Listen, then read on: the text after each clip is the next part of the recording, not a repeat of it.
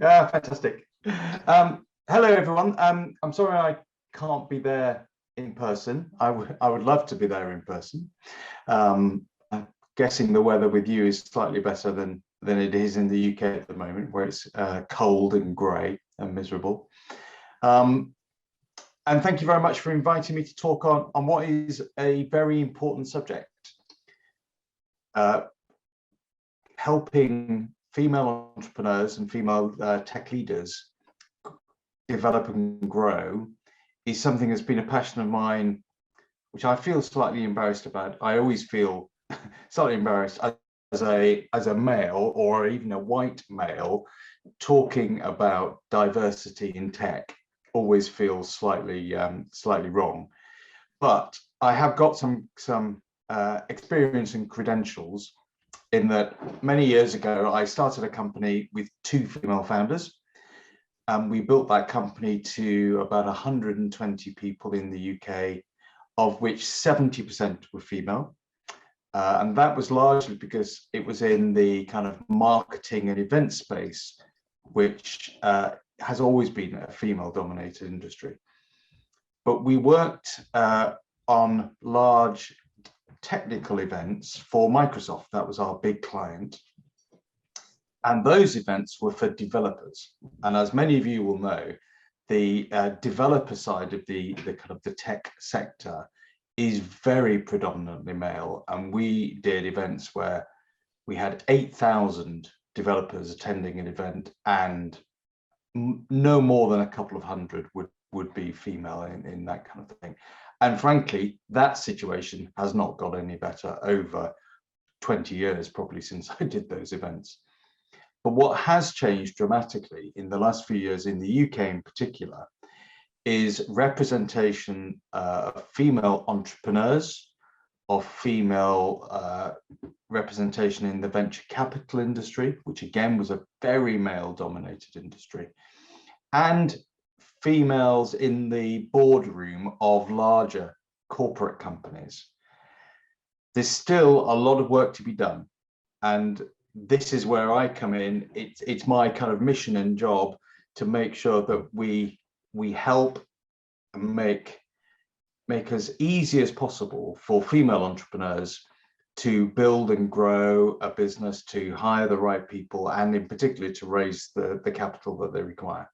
So it is a passion. The reason I think I'm here is that a few months ago in the UK, I was very honoured to be invited to an event called Chile Day, where at a prestigious venue in London, a great panel of Chilean entrepreneurs who'd already made the jump to come to the UK were on a panel, and my job was to kind of moderate the panel, ask questions.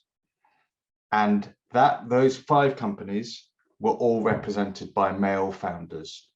2 of the companies did have female co-founders, but they weren't on stage. Now, in the UK, I think the cause of female entrepreneurship in tech has got to the point where it is now pretty much impossible to go to an event and see an all-male panel. I'm not going to claim it never happens, but it would be a vanishingly rare, and it would be called out on Twitter in 30 seconds if that happened. So I mentioned it on stage that I wouldn't normally appear and participate in an all-male panel, but I understood that these companies were representative of the companies that had moved there, and it's not their fault that they're men and that they're male entrepreneurs, but it's important to call it out. And the British ambassador was in the audience as a woman, and thanked me for saying that. But I said, but that's not enough. It's one thing to call it out; it's something else to do something about it.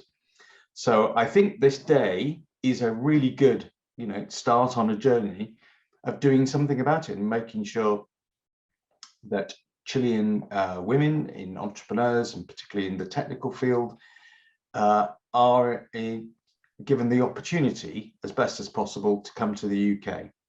So what I've been asked to talk about today is something that I'm very proud to represent as a deal maker, is the Global Entrepreneur Programme. And I'm going to talk a little bit in a few minutes about what that program actually is. But first, I'm going to talk a little bit more about the UK. And I did manage to catch Sophia's presentation, so hopefully it won't contradict. But I'm going to go into some more of the background around the UK and some personal observations about doing business in the UK, which is, you know, something I know that you're all interested in. And I did get a nice little survey results of the kind of issues that I think many of you are you know, asking about the UK. So I'm going to go into a little bit more narrative detail of that. So hopefully that will be interesting. And then I'll pause at the end, and hopefully there are some questions. And if not, you can always contact me by email, and my details will appear at the end. Great. So let's start. So the United Kingdom.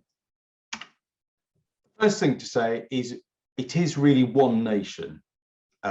You've already seen that we have what are called confusingly devolved administrations in Wales and Scotland and Northern Ireland, and they are proud people, but in essence it is still one integrated nation with one set of laws, one set of tax, even one set of business regulations.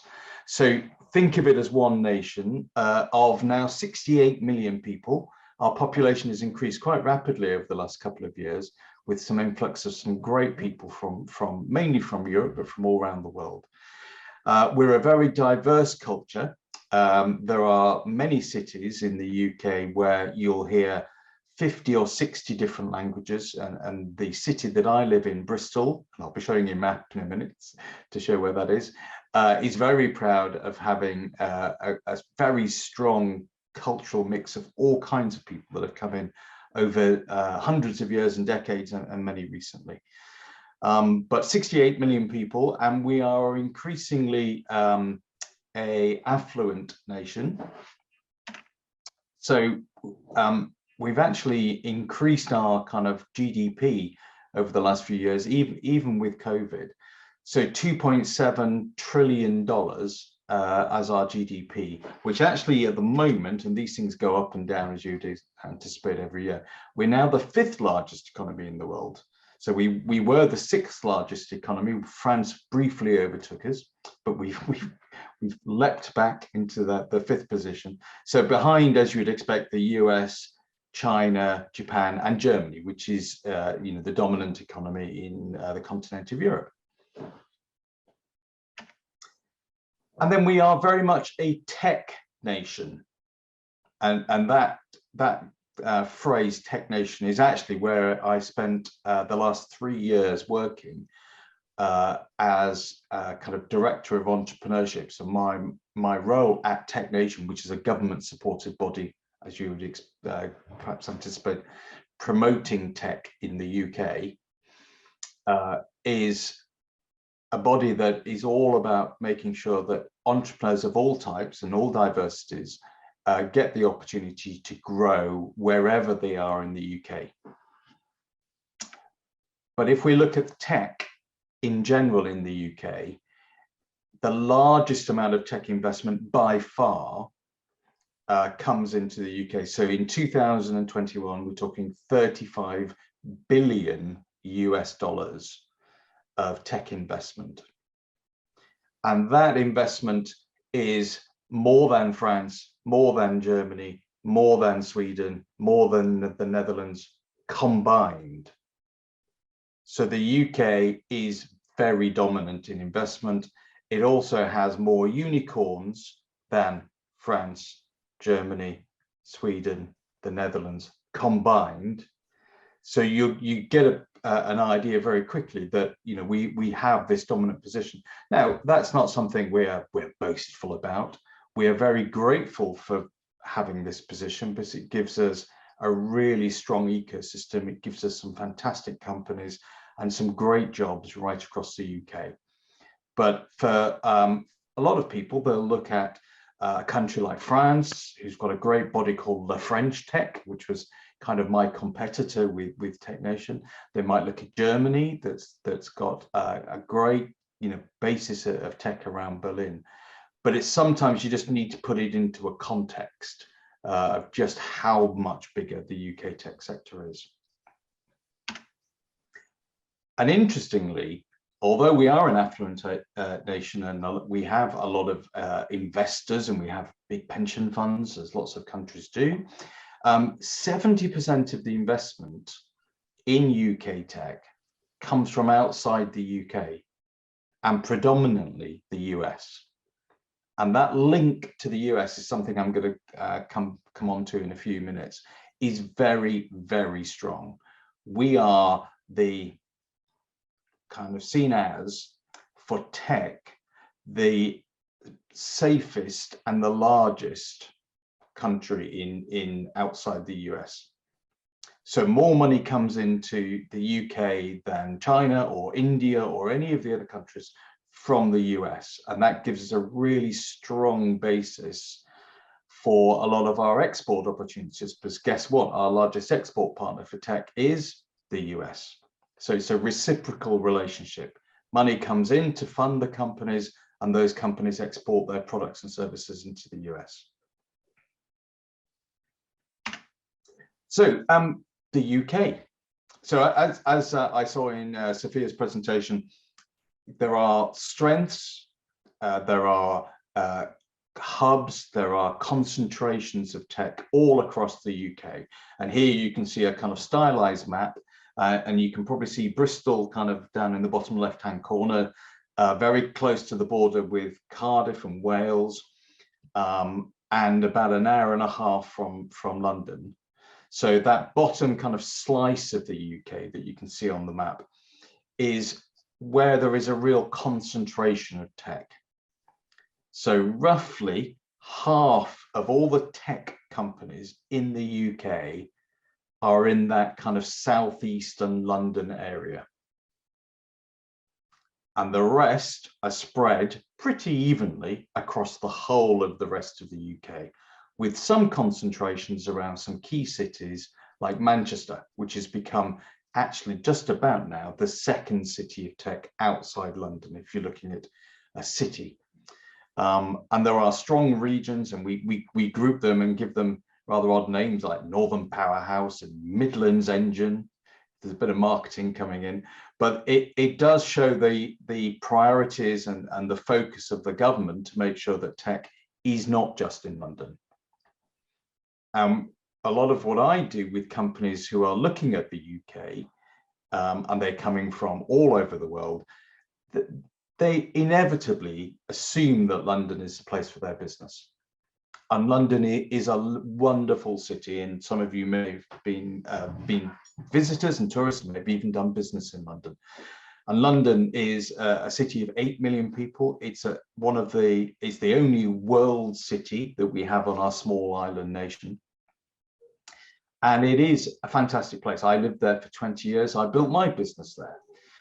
But increasingly, it's become an expensive place in comparison to other cities in the UK, an expensive place to live, an expensive place to work, and an expensive place to hire talent. So for some companies, they now look at a city like Manchester or Newcastle or Edinburgh and say, well, we can now get pretty much the same kind of talent, but for 2/3 of the cost, sometimes half the cost. And we can get office space for half the cost. And we can still connect and get to London. The whole of the UK is set up to transport you from anywhere to London. It's not set up to go between two other places, but it's set up for that. It's a radial system. So for most places in the UK, you can get on a train, or you can drive, or you can even hop on a flight and get to London within an hour and a half, 2 hours. And that makes the UK a very small but very densely populated, island. That's what I always say. But all these different cities are great places to build businesses, and there are our unicorn spread is actually becoming much more much less London concentrated. So in Bristol, we've now got 3 of our own unicorns. In Manchester, there's a dozen unicorns. Edinburgh's got a couple, Newcastle's got 1, Leeds has got some. So these unicorns are spreading out and growing all around the UK. So when nice people like yourselves think, I'm going to come to the UK, my kind of job is to understand what the business is and see where the best location. So that's overall on the UK as this, as I say, this small island nation that we are privileged to live in. But doing business in the UK rather than the tourist aspect of it all. So I'm going to cover some of the subjects and topics that came up in I think some of the survey work. So hopefully this will cover some, and some of this is obviously subjective. It's not all facts and figures. It will be my opinion. There are other opinions about that. There may be other opinions in the room, but for what it's worth, these are my opinions. So obviously language. We speak English, although increasingly we actually speak American. And it was a big shock to me many years ago when I produced a brochure for Microsoft to be sent right across Europe. And it was rejected by the client because I'd spelt everything in English, not American English. And I hadn't realized that actually outside in the rest of the world, apart from the UK, everyone speaks American English with American idioms and American words. So we are increasingly becoming that. I noticed my daughter calls the pavement the sidewalk, which is the American way of saying it. And spelling is moving towards the American spelling. So we do speak this world language. We're incredibly privileged and lucky to speak the world language. And as I travel around events and speak to people from all around the world, English is becoming, you know, the first and dominant language of all of those business conversations, which again, you know, we're incredibly lucky because for a lot of us, and myself included, we're not very good with overseas languages. So English is my one and only language. Right, culture. Spend a bit more time on this. So I think there's lots of stereotypes about English culture. I'm sure many of you have watched English TV programs and you know, may have seen the kind of extreme English culture of Downton Abbey and those kind of traditional films looking back to 100 years ago or more, where society was very polite.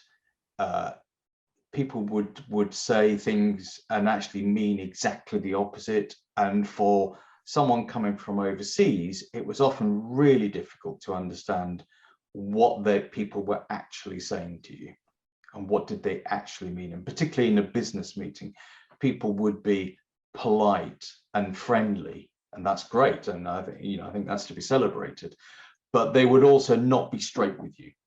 They would say in a business meeting, oh, that looks great. Oh, that's fantastic. We could really do with that product. And then never contact you again. And that is very confusing. But we are becoming much more transactional. And again, in brackets, American. So I remember going to America for the first time and doing business there and being told that in a meeting, this product is rubbish. We've got no need for it. You've wasted your time coming. And I was completely shocked that someone would actually say that out loud in a meeting. I've also worked a lot with Dutch people, and they're even more transactional than that.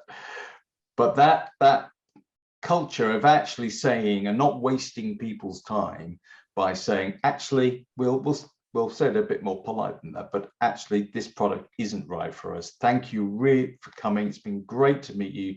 You're a lovely person. I'd like to stay in touch, but we're not going to buy your product. That's how we've kind of mashed together the innate politeness and reserved nature of English people with the transactional nature of American. So I think we won't waste your time. If you present something to us and you ask about it, we will just tell you now. And you can ask more direct questions without offending people. So that has been a change, probably just in the last 10 or 15 years, just as there's been more exposure to external influences, more people in rooms. And it's an interesting fact that if you look at the unicorns in the UK, just about 40% of them have an overseas born founder in the founding team. So that influx of people that have come into the UK in the last 10 to 15 years have really added to both the culture and the way we do business, but also added to the strength of the tech economy. And if we look at money, yes, we have our slightly strange British pounds, which we're very proud of, but increasingly we price things in dollars. So in the tech industry, it's very common now to hear people talking about the dollar price of their service or their SaaS business or whatever it is. And also, we're much more open about money. Again, part of that British reserve was not talking about money, not asking about price. And if someone quoted a price, you'd feel it almost in the first meeting, that might be too much. That's all gone. We talk about money, where we talk about salaries, we ask for salary increases, we are open about those things. We have in half a generation, we've lost our kind of uncomfortableness about talking about money. So that I think is great, because it was really annoying not talking about money. But we, as I say, we are increasingly looking at, again, the world's currency, or the standard of dollars for pricing things. Interestingly, we very rarely in the UK talk about euros. So, we opted out of the euro conversation a long time before we opted out of the whole European conversation, which I'll come on to in a few minutes. But if you're coming to the UK, you can quote in dollars and we'll understand what that means. And you can quote in pounds if you want, and that will be great if you're selling into a UK market. And obviously UK institutions and UK only companies will expect to see things priced in pounds. But any company that is international, any of the big kind of multinational companies, even if they are British based, will price in dollars and will do their balance sheets in dollars.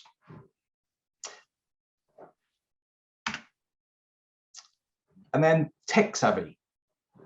We are, amazingly, for me, the most tech savvy nation in the world. We have now overtaken South Korea, which is incredible.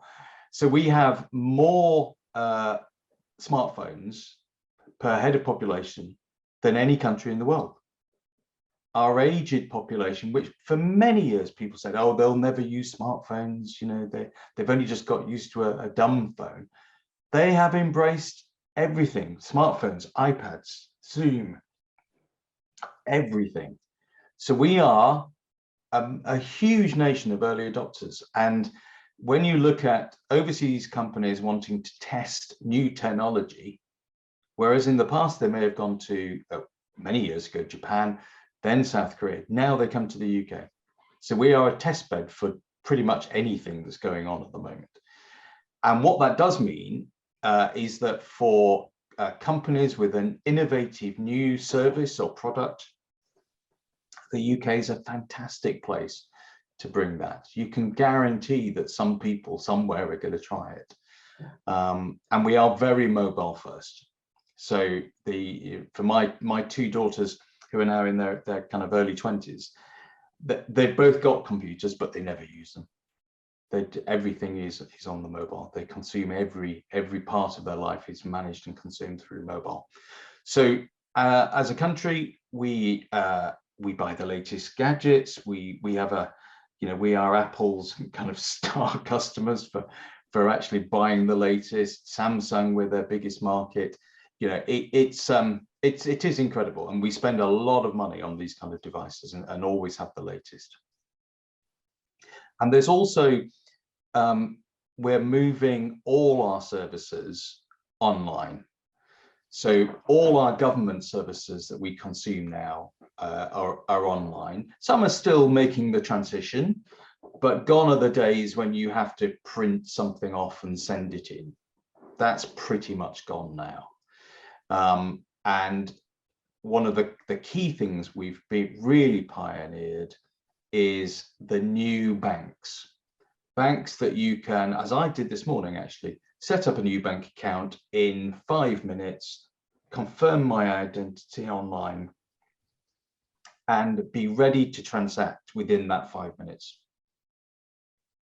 And that has led to an explosion of mobile banking. So when I was growing up, it was very common to bank with the bank that your mum and dad banked with, and to stay with them for your entire life and never move, because it was really complicated to move banks. Now I could go in my drawer and pull out 1, 2, 3, 4, 5, 6 different banks, not bank cards, but banks that I am currently testing. I'm probably a bit of an exception, but it is very common now for people to open 2 or 3 different bank accounts and do different types of transactions with those. So that whole kind of banking sector, overseas transactions, that kind of thing, the UK is way ahead of any other nation in that. And those banks have been funded, those challenger banks, as we call them, challenging the big banks, have been funded by both the UK VC industry and then the overseas tech industry. And interestingly, many of them are led by female entrepreneurs. So we've really made some big changes in the way that we deal and transact online.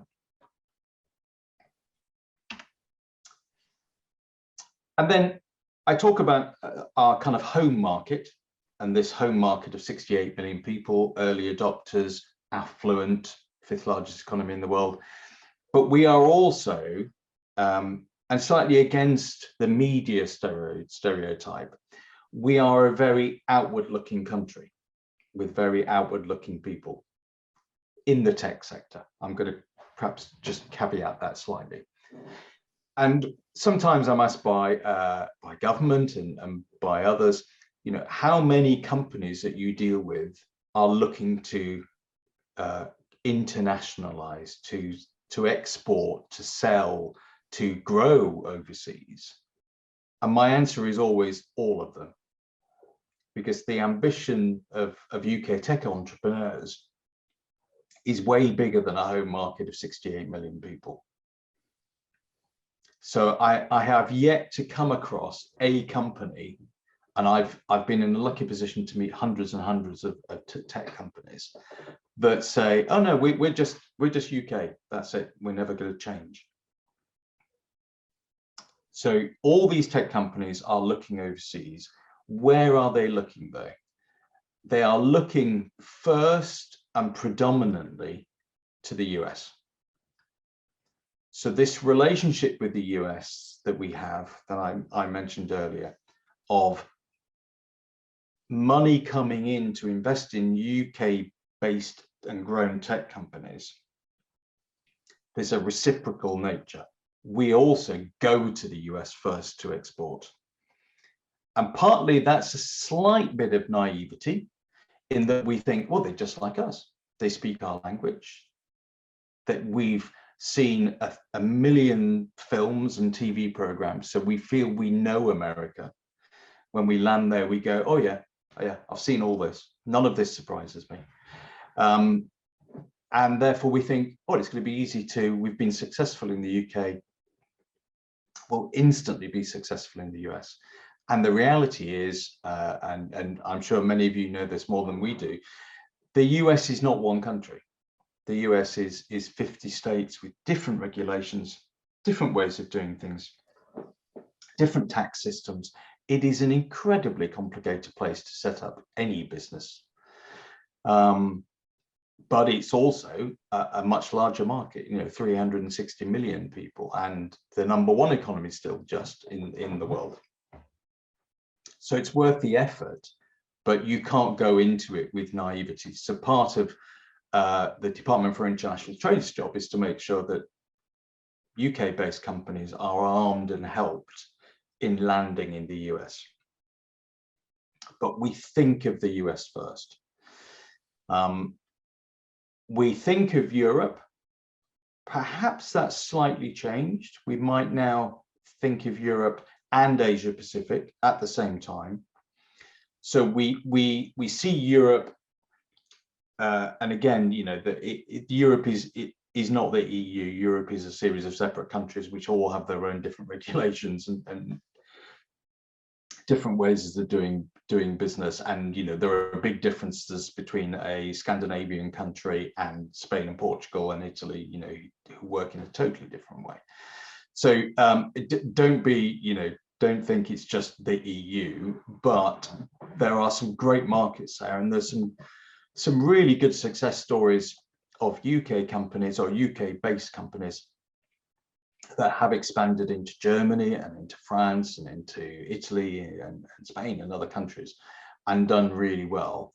But increasingly, a lot of UK companies are looking over to the Asia Pacific region, into India, into these huge new youthful but affluent markets in Indonesia, or, you know, the countries around Singapore and all the kind of Pacific Rim countries. Less so China now because of, you know, some of the difficulties of transacting in China.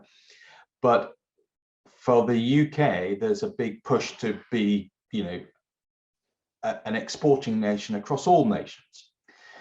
Now, interestingly, from that list, you'll see that there isn't a mention of two whole continents, you know, Africa and Latin America.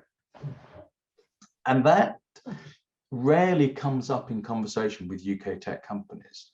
And certainly in the case of Latin America, it's a big missed opportunity.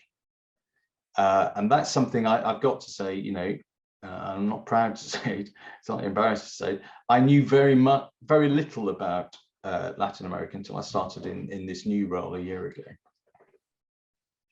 And for a lot of UK tech companies, it's a bit of it's a secret. It's something they don't know much about and they don't automatically think about. So there's a big re-education job going on about that in the UK at the moment to make sure people understand the opportunities of exporting and growing in Latin America. And then Africa. And Africa is a continent of opportunity, but also a continent still that has difficulties and risks for UK companies. So there's increasing work being done on that, and obviously, you know, economies like Nigeria and others are absolutely booming, but it's still seen as a more difficult place to do business. But that's changing very rapidly, and I think, you know, within a short period of time, I would hope there's an increased focus of exporting into Latin America and an increased focus on Africa.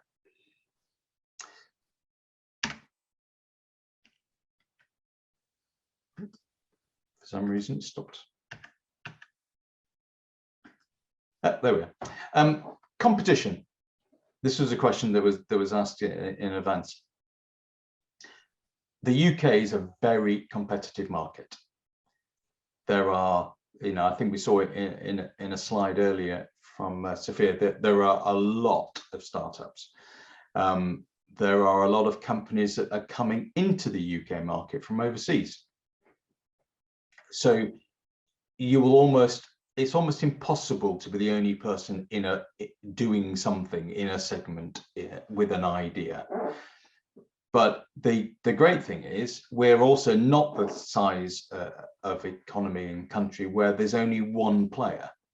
So at the moment we're going through an explosion of these delivery firms that will deliver basic food and items to you in 10 minutes, 15 minutes, that kind of timescale, 30 minutes maximum.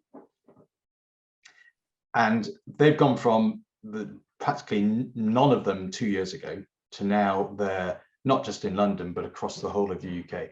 But we have amazingly 7 different companies vying for the top position. All of them, all 7 have come from outside the UK. So none of them are homegrown companies. They bought up a couple of homegrown companies actually, but the dominant players now have come from Turkey, they've come from the US, they've come from Germany, they've come from all kinds of countries, but they're all playing in the UK because of that early adopter. And I remember thinking, I get my weekly delivery to home, and the UK's, you know, practically everyone does that now, gets a weekly delivery. And I thought, I've got no need of things in 10 minutes. What would you need that for? I can pop out and get something. So I'm using it every day now. and it's just taken off in the UK.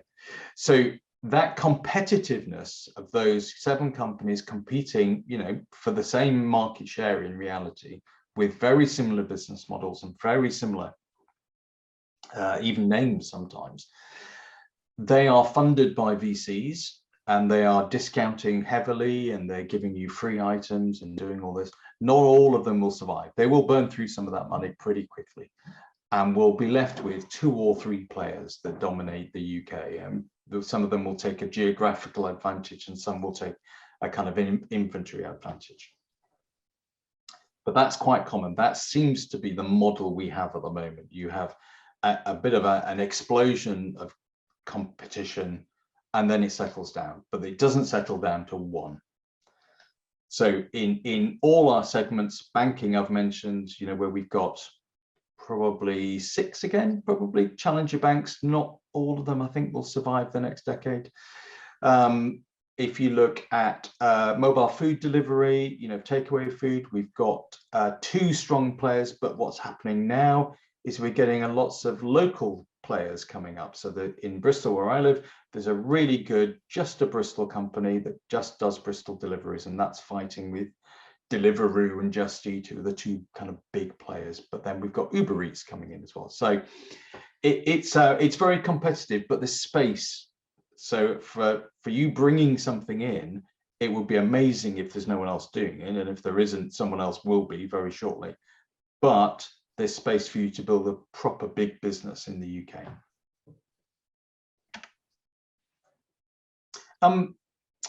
Government support. So government support is something I saw that Sophia covered as well, so I won't dwell on it. The UK government is a non-interventionist government by kind of nature.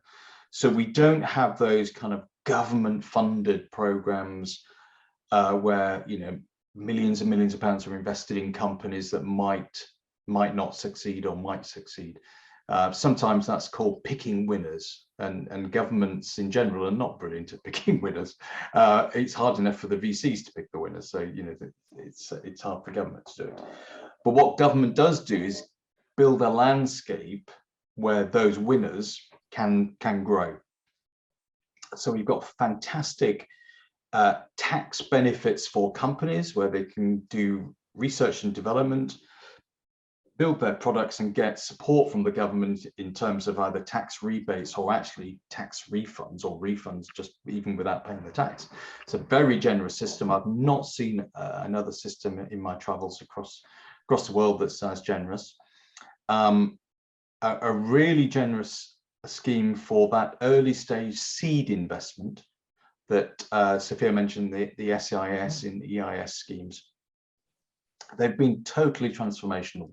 So anybody now with a decent idea and a bit of kind of presentation skills can go to a local angel club and can raise £200,000 or £300,000.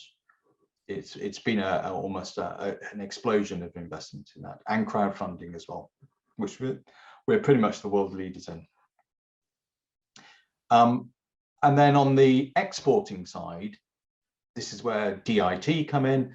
They are fantastic at opening and helping companies to export their products and services, and that service has got a real focus at the moment as we kind of disengage a little bit with some of our European markets and look to these wider wider world markets.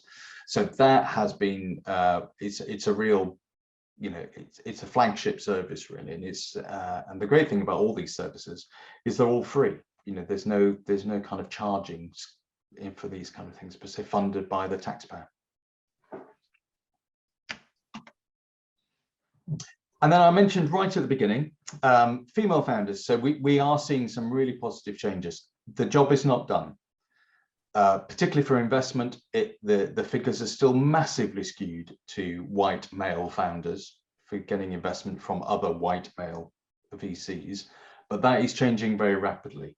So I would say, in hopefully in the right spirit and with a bit of a joke, that if you are a white male wanting to get into the VC industry in the UK, you're going to struggle, because the industry is going, right, we need to have a period of positive discrimination where we make sure we have more representation across all the elements of diversity in our firms, because we've not done a good job before. And that's a holding a hand up kind of exercise.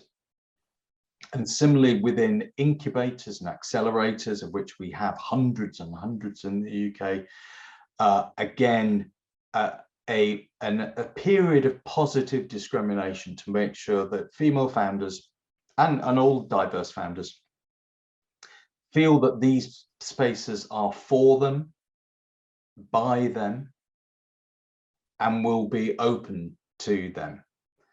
And that just by representing better and not always presenting male founders as examples, the number of female founders going into accelerators and incubators has absolutely rocketed. It's transformed the nature of these places. They're no longer the boys' clubs that they were in the past. And I say that, as someone who's part of that ecosystem and must take some responsibility for that in the past. So it's fantastic. And as female founders, there's whole support systems. And also, and I think this is important to say, because I had this responsibility on behalf of the government. When I set up programs for scaling and founders, we actually made a positive decision not to run female founder only programs. And that was because the female founders told me they didn't want that. They wanted their representation on the programs, but the programs should be mixed. So what you'll find is that there are almost no female founder only incubators or accelerators or programs, because that's what everyone has been told they don't want. But there are incubators and accelerators you can go to, and they've got a great one in Bristol, where actually the majority of founders are now female. And that's a huge change over perhaps a 5 to 10 year period. So it's a very, for any female founders coming to the UK, it's a very friendly and increasingly represented ecosystem. So that's a kind of my view, and as you can tell, it's a very personal view on a lot of issues about the UK. I'm going to finish now just talking for 2 seconds about this Global Entrepreneur Program, which is what I do as a deal maker, this great job title. So the first thing is, for almost anyone wanting to set up now in the UK, they need a visa. And we are an endorsing body for a great visa called the Innovator Visa. And that's aimed at companies. So it's not a visa that someone can apply to if they haven't got a company, if they're just a great person that wants to found a company. There are other visas for that. Global Talent it's called. But this is a visa for a company, and it's aimed at founders. And one of the best features is for founders that have families and dependents that want to come over to the UK. It can include those for the immediate family, and it allows their partners, if they have a partner, to work in the UK, which is unusual. That's kind of almost like gold standard visa. And if you decide to make your home in the UK and apply for residency, the 3 years of this visa counts towards residency, which is also unusual. So that's a great visa. And what we do is we endorse the company and then the founders apply, and as long as they haven't got, you know, past criminal records and bad things that the UK government might not be happy with, they're in. So it's not reflected on your educational backgrounds or any of that kind of stuff. It's about the company. The only thing you do have to be is proficient in English, because of all those things we talked about with the lack of language skills in the UK. We give advice on location. You saw the map. I can, you know, talk for hours about the differences between Northern Ireland and Wales and all those kinds of different places. But for the whole team of deal makers, I'm not the only one. That's something we specialize in. So making sure that you land in the best place. And then very importantly, you know, we recognize that doing what you might do, which is, you know, uproot yourself and perhaps your family to the UK and land in the UK as a different culture, you know, with a different first language. That's a major thing. And we really, you know, we really want to help you to be successful. And the KPI for the program, the kind of success metric, is that you will land, and over the next 3 years, you will hire about 11 people.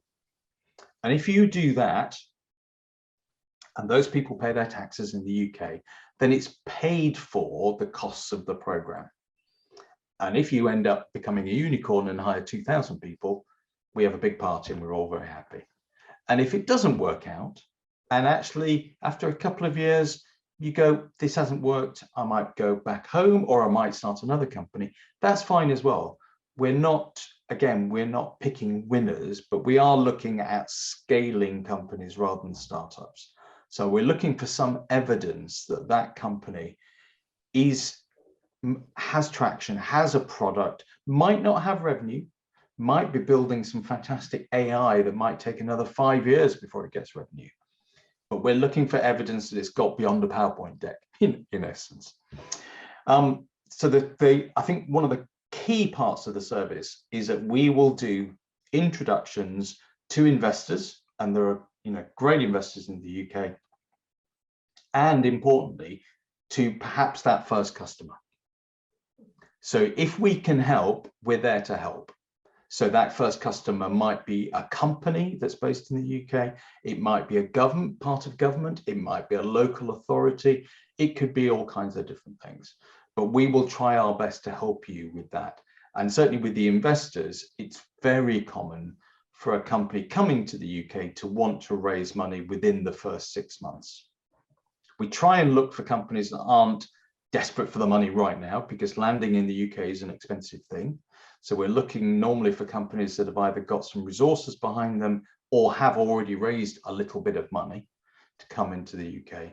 But we recognize that, you know, one of the first priorities is going to be establishing contacts with investors. So that's something that we do.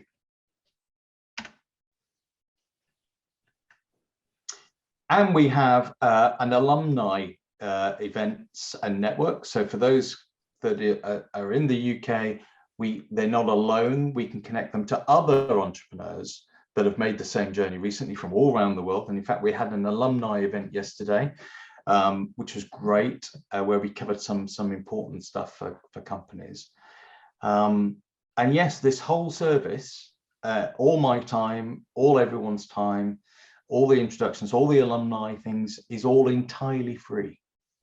There's just a couple of small charges for the visa process of just going through and getting your biometric visa, but that's just admin charges. It's not a revenue scheme. So yes, that's what I do. My whole job now is to help companies land in the UK and become successful.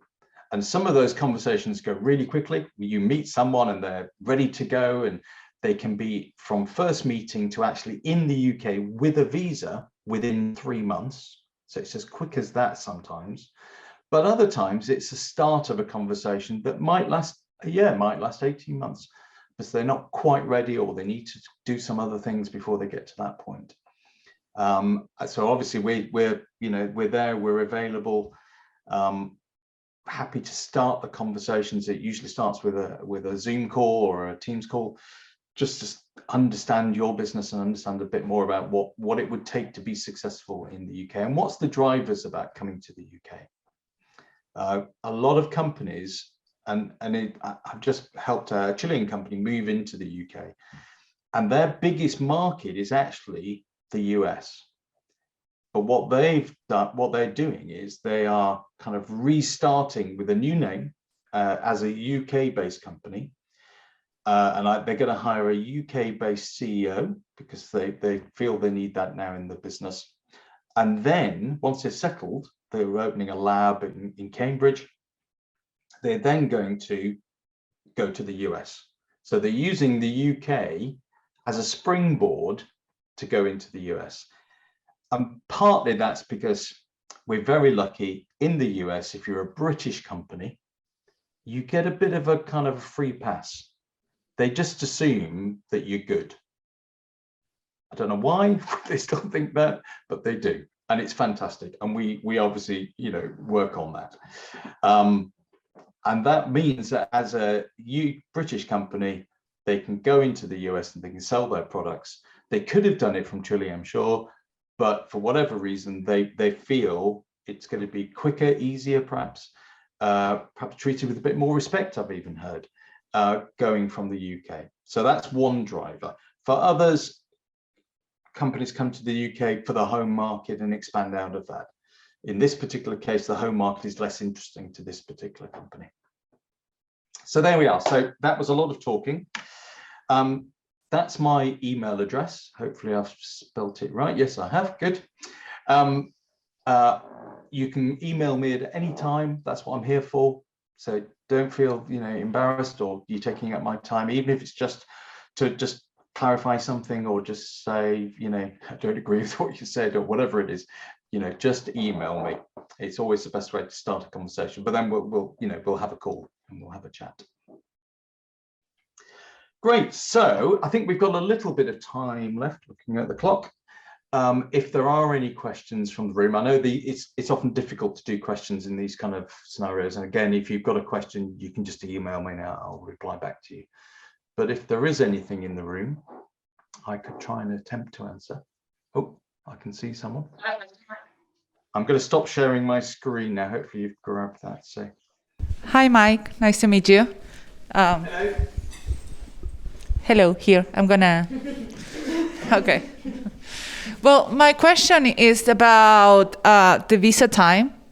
We actually, pre-pandemic, we started to apply for a job visa or for a company visa, entrepreneur visa to the UK. And it was taking around that time, almost like a year, the entire process. And what it concerns me is that when we tried to reach to the British Embassy, they said that it was almost the same time. What can I do to actually take a chance on these 3 months to move there? And aside of that, on all the numbers and context that you can give me to open a company there, will be there living cost that we need to take, have more knowledge to, to make the math here and send the people there. That's it. Yeah. Thank you. And I think that really shows the value of the Global Entrepreneur Program. So it is a small program. This financial year just ending, we'll have only worked with 60 companies. Next year, we've got a bit more resources and we're looking for about 100, 120 companies. So it's a very bespoke program, and it is a very fast-track program. We're not messing about. So we are lucky that we are one of a very small number of what's called endorsing bodies on the visa. And that's the fast track. That's what works so much quicker. So you're not dealing with the Home Office, who are dealing with, thousands of visas from all kinds of people from all over the world. And the complexity of that must be immense. We are dealing with a really small number of people we are fast tracking into the UK because we like their businesses. We're not making judgments on the people, we're making judgments on the businesses. And as you can imagine, that goes a bit quicker than some other systems. And also that help then of how to set up a company, how to get a bank account, you know, with know your customer KYC and AML, anti-money laundering. Anywhere in the world now, it's, you know, really hard to set up a bank account if you're not resident, and you get into these strange catch-22 situations where you have to have an address, but you can't have an address without a bank account and all those kind of things. So we have a couple of companies that we work with that solve that problem in slightly different ways, but all legal ways, I hasten to add. But it means that I've just had a couple of young founders come from Norway.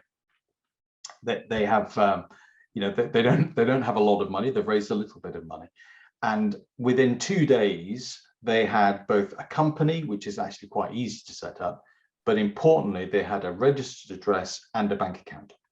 So they, within 2 days, that was all set up for them for a very small amount of money, a few hundreds of pounds. So if you come across people who say, oh yes, you can, I'll set you up a company and get your bank account, it'll cost you £10,000. You know, they're the crooks out there, and there's plenty of them, unfortunately. So that's again, you know, part of the service that we offer is helping people just understand who's going to do it. We don't do these things for you. As you can imagine, I'm dealing with, you know, a number of companies at any one time. It's all about signposting. I'm a very good signposter. Is there another question? Okay. Thank you very much, Mike. I think I speak for everyone that it was very illustrative, everything that you share with us. So thank you very much for your participation. Great.